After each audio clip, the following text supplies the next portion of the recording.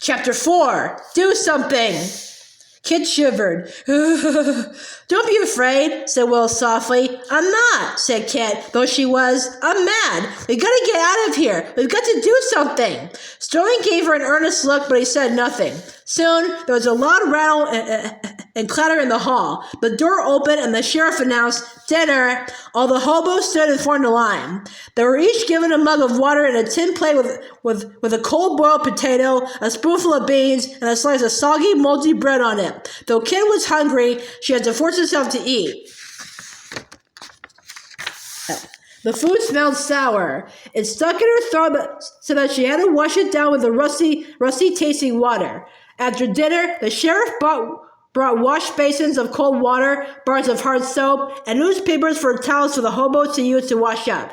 Kit gathered her courage and went to the sheriff. Please, sir, she said, there's been a mistake. My friends and I aren't hobos. My parents don't have a phone, but please let me call my Uncle Hendrik back in Cincinnati. He'll tell my parents and they'll come to get us. The sheriff crossed his arms over his chest.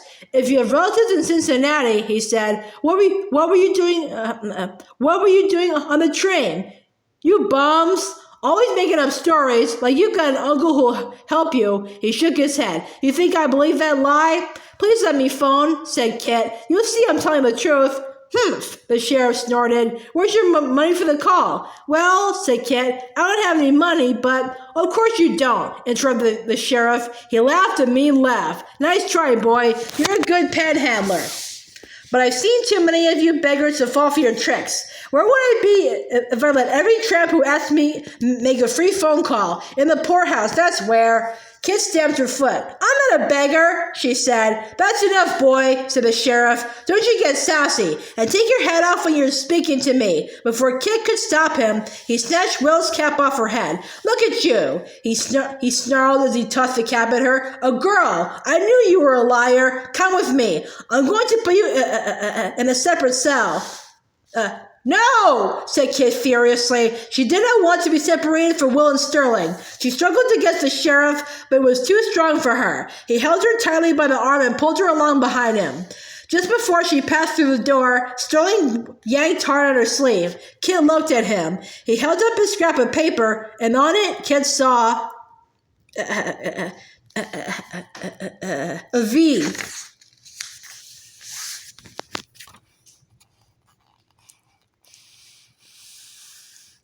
Kit knew it was one of the hobo signs, but which one? She thought frantically. What does it mean? Kit knew it was one of the hobo signs, but which one? She thought frantically. What does it mean? Suddenly she remembered. Kit bent forward and grabbed her stomach with her free hand. Oh, she groaned. She tugged at the sheriff's arm and slumped against the wall. Oh, my stomach. Please, sir, I feel sick. It wasn't a lie. The dinner was churning in her queasy stomach. Kit groaned again and held her hand over her mouth. Please let me go to the bathroom. Oh, all right, barked the sheriff, exasperated. He pointed. In there.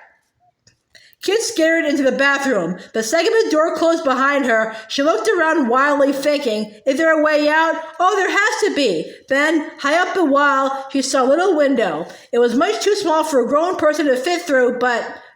Bang, bang! The sheriff hammered on the door. Growling, hurry up! Yes, sir, Kit answered. Silently, carefully, she climbed up on the sink and opened the window. She poked her head and shoulders out, hoisted herself up, and slid through, landing hard on the ground below. Kit scrambled to her feet. She leaned against the wall of the jail and allowed herself one shaky breath. But she took off running. There was not a moment to lose. The sheriff would soon realize that she was gone. Oh, please don't let anyone see me, she prayed as she ran.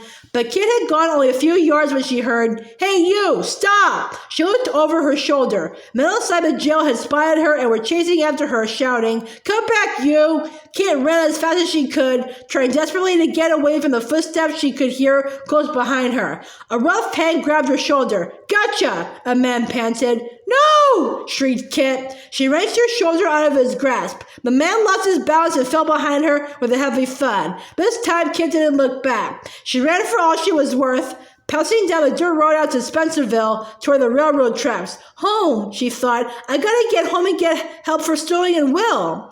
On and on Kit ran. Finally up ahead, she saw the railroad tracks shining silver, sharp as lightning in the darkness. She trotted next to them in a short distance. Then she stopped dead. Oh no, she thought. Below her was the river, and looming above her was the railroad trestle bridge. It wasn't a solid bridge with a road on it. Instead, it was made of crisscross metal girders that looked like the strands of a gigantic spiderweb spread across the river. The train tracks that crossed the bridge were supported by wooden railroad ties with big gaps between them.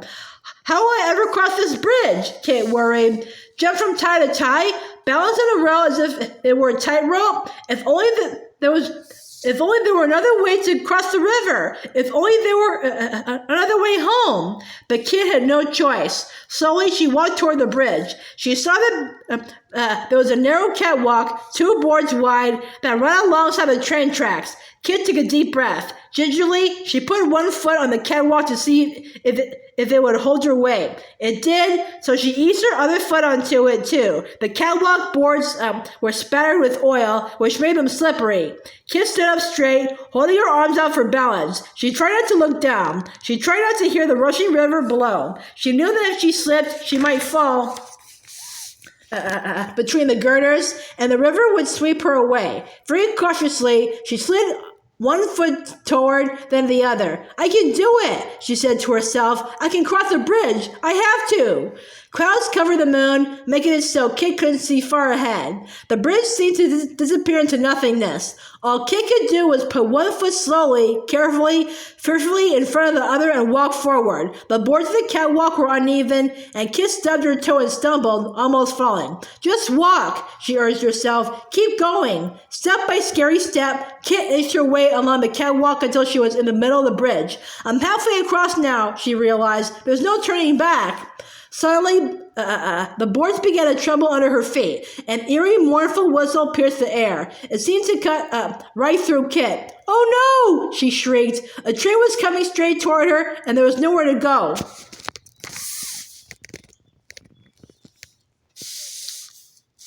Beneath her, the boards rattled and bounced as it tried to toss her off into the water below. Kit held on for dear life.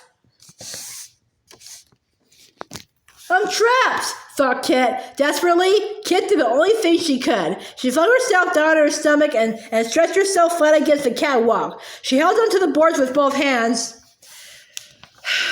pressed her face into the splintery, oily wood, and closed her eyes. With a howling whoosh, the train pushed the air in front of it. With a monstrous force, it shook the bridge violently. With a deafening roar, it thundered past, just a few feet from Kit. She could feel its hot, fiery breath on her back. Beneath her, the boards rattled and bounced as it tried to toss her off into the water below. Kit held on for dear life. Then, as suddenly as it had appeared, the train was gone, screaming off into the dark. For a moment, Kit couldn't move. Then she spoke to herself sternly. Get up and go. Slowly, she lifted her face. Her fingers had gripped the boards so tightly that they ached when she let go. She pushed herself to her knees and, shakily, she stood. On wobbly legs, she made herself take one step forward, then another and another. I've got to get home, she told herself over and over again. I've got to get help for Sterling and Will. The bridge of the darkness seemed endless, but after a long, weary time, Kit blinked. Are those lights? She wondered, squinting at pinpoints that danced ahead of her. It's the city, she realized. Kit longed to quicken her steps, but she knew that would be dangerous. She had to hold herself back, force herself to walk slowly and carefully until at last her feet were on solid ground and the bridge was behind her. Kit was so relieved that she wanted to collapse, but she couldn't allow herself to stop. She pushed on, past the rail yards, past Union Station, and through the city streets. The short, easy route she and Sterling had traveled on their way to the hoboes' jungle earlier that day felt long and difficult going the other way now. Kit was so footsore and tired that it took all of her strength to put one foot in front of the other. As she trudged up a last hill to home, Kit's heart dragged as much as her feet. Why did I hop that freight? She thought. How could I have been so stupid? Desperate as she was to get home, Kit dreaded facing Mother, Dad, Aunt Millie, and Sterling's mother. They'll be so angry, she thought. When at last Kit saw her house ahead of her, she broke into a run, and hot tears spilled out of her eyes.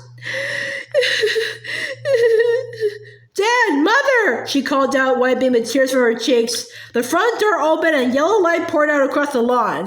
Dad, Mother, Aunt Millie, and Mrs. Howard rushed outside together, and Dad ran forward to catch Kit in his arms. Where have you been? He asked. Are you all right? Mr. Peck went down to the jungle to find you. We've been frantic. What's happened? Where's Sterling? Asked Mrs. Howard. For a moment, Kit didn't try to answer. She buried her face in Dad's chest and held on tight. She knew that all her whole life long, she would never forget this feeling, this wonderful feeling of being home and safe at last. But she pulled away from Dad. I'm so sorry. It's all my fault, she sputtered. I wanted an adventure, and I didn't stop to think. She stopped and swallowed hard. Will and Sterling are across the river, she said, in Spencerville.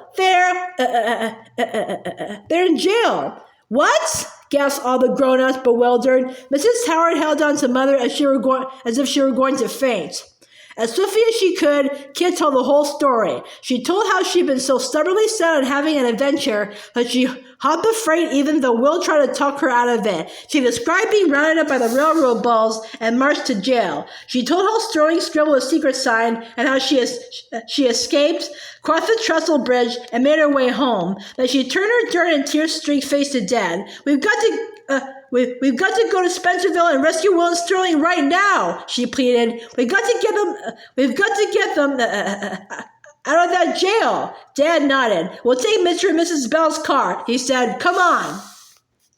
When they got out of the car in Spencerville and walked into the jail, Kit held tightly to Dad's hand. She stood very close, hidden behind him, while he talked to the sheriff about letting Will and Sterling go. Go ahead and take these boys, the sheriff said as he released Will and Sterling. We don't like their sort around here. Will and Sterling hurried toward Dad with grateful expressions. All three turned toward the door, but Kit held back. She stepped fully into the light so that the sheriff could see her clearly.